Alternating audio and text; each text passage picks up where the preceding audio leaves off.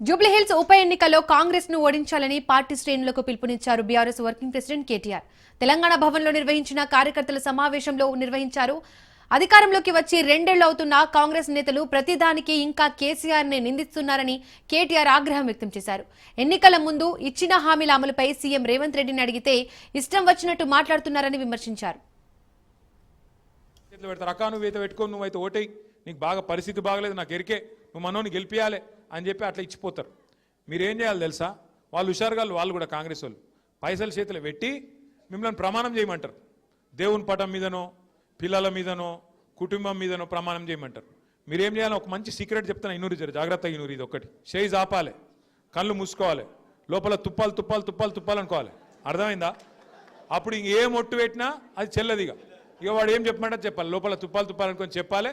Vote ఎటు గుద్దాలి, vote ఎటు పడాలి. కారు గుర్తే పొరపాటున మళ్ళీ హాత్ పార్టీ కొట్టేస్తే మళ్ళీ హాత్ ఇస్తారు.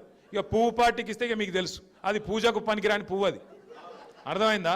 ఆ పువ్వు పార్టీ పూజకు పనికిరాని పువ్వు, అది మన రాష్ట్రానికి పనికిరాని పార్టీ. అది ఎంత మాత్రం పనికిరాని పార్టీ. మనకు రూపాయి పని చేయలేవాడు, రేపు చెయ్యడు కూడా.